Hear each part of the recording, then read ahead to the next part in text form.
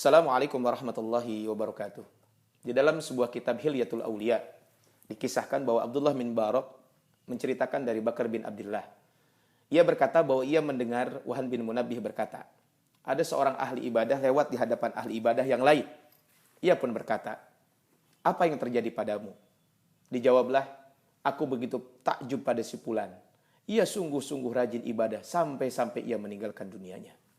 Wahan bin Munabbih segera berkata, tidak perlu takjub pada orang yang meninggalkan dunia seperti itu. Sungguh aku lebih takjub pada orang yang bisa istiqomah. Orang yang bisa istiqomah, ajib terus dalam ibadah, itu lebih baik daripada orang yang memperbanyak ibadah.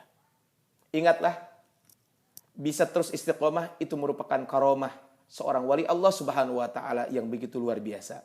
Wa annal karamata luzumal istiqamah. Sesungguhnya karomah seorang wali Allah adalah manakala dia bisa terus istiqomah. Kaum muslimin bukan Allah Subhanahu wa taala. Lalu bagaimana supaya kita bisa istiqomah pasca Ramadan, ibadah Ramadan kita ini? Ada beberapa kiat yang perlu kita lakukan. Yang pertama, selalu berdoa kepada Allah Subhanahu wa taala karena istiqomah itu kaitan dengan hidayah dari Allah Subhanahu wa taala.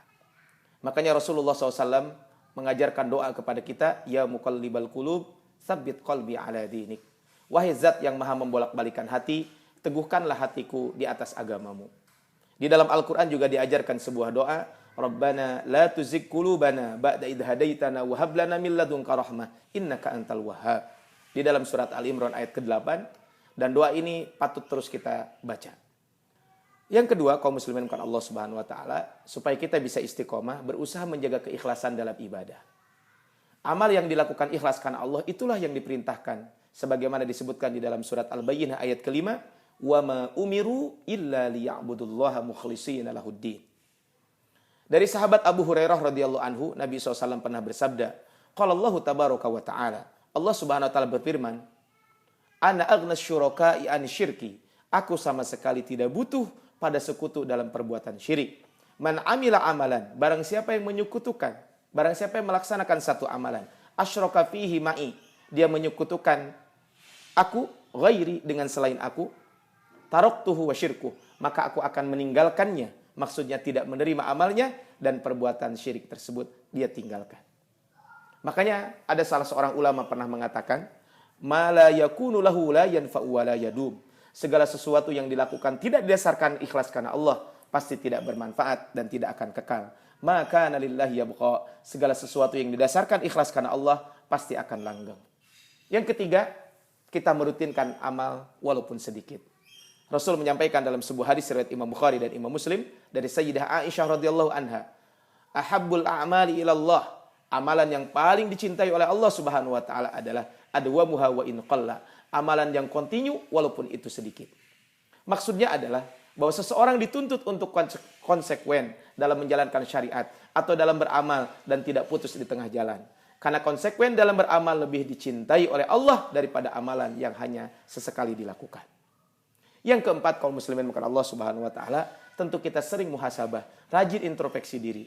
Karena Allah Subhanahu wa taala mengingatkan kita di dalam surat Al-Hasyr ayat ke-18, ya ayyuhalladzina amanu taqullaha wal tanzur nafsum ma qaddamat lighad.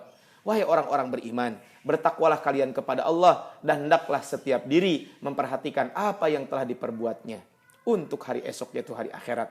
Wattaqullah, dan bertakwalah kalian kepada Allah. Innallaha khabirum bima ta'malun, karena sesungguhnya Allah Subhanahu wa taala Maha mengetahui apa yang kamu kerjakan. Al-Imam Ibnu Katsir rahimahullah berkata, hisablah, koreksilah diri kalian sebelum kalian itu dihisab. Siapkanlah amal solih kalian sebelum berjumpa dengan hari kiamat, di mana harus berhadapan dengan Allah Subhanahu wa taala. Al-Imam Ibnu Jauzi rahimahullah berkata, pandanglah amal yang telah kalian lakukan, apakah amal soleh yang berujung selamat atau amal jelek yang berujung celaka. Kemudian yang kelima, kaum muslimin bukan Allah Subhanahu wa taala, supaya kita tetap istiqomah adalah dengan memilih teman yang soleh. Teman bergaul amat penting. Itulah yang memudahkan kita untuk istiqomah.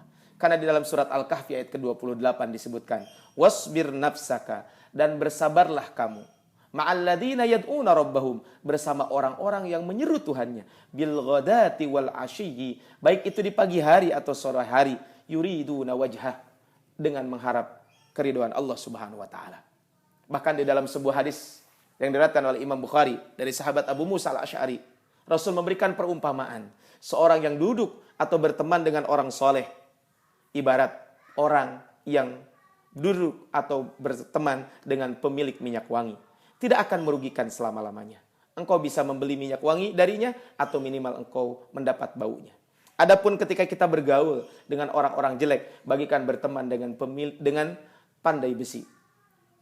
Jika engkau tidak mendapati badan atau pakaianmu hangus terbakar, minimal engkau mendapat baunya yang tidak enak.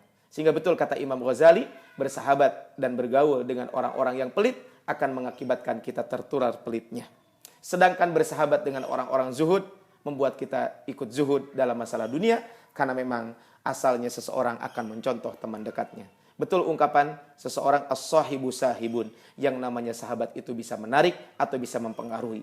Yudhannu bil mar'i ma yudhannu bi qarini. Seorang itu bisa dinilai dari orang yang jadi teman dekatnya. Kaum muslimin bukan Allah Subhanahu wa taala, yang terakhir adalah supaya kita bisa istiqomah dengan kita melakukan saum Syawal.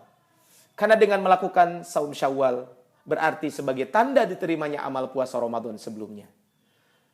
Sahabat Abu Ayyub Al-Ansari radhiyallahu anhu pernah berkata, Nabi SAW bersabda, man shoma Ramadan, siapa yang melaksanakan ibadah saum di bulan Ramadan, summa atba'u sittan min Syawal, kemudian berpuasa 6 hari di bulan Syawal, kana kasiyamid dahri, maka dia berpuasa seperti puasa setahun penuh. Kapan sebenarnya kita bisa mulai saum ibadah Syawal ini? Sebenarnya kapanpun boleh selama itu bulan Syawal. Walaupun kata Imam Nawawi rahimahullah, disunnahkan melakukan secara berturut-turut di awal Syawal. Jika tidak berturut-turut atau tidak dilakukan di awal Syawal, maka itu boleh. Seperti itu sudah dinamakan dengan puasa Syawal sesuai yang dianjurkan dalam hadis tersebut.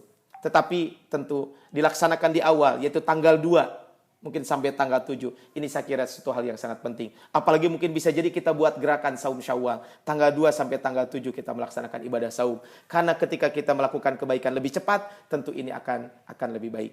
Akhirnya kita memohon kepada Allah Subhanahu wa taala agar Allah senantiasa memberikan kita petunjuk dan taufiknya untuk tetap beramal solih selepas Ramadan ini. Semoga amal kita di bulan Ramadan, yaitu amal sholat malam, membaca Al-Quran, bersedekah dan amal-amal lainnya, semoga itu diterima oleh Allah Subhanahu wa taala. Dan semoga kita semuanya diberikan keistiqomahan serta diberi keistimewaan untuk bertemu dengan bulan Ramadan berikutnya. Assalamualaikum warahmatullahi wabarakatuh.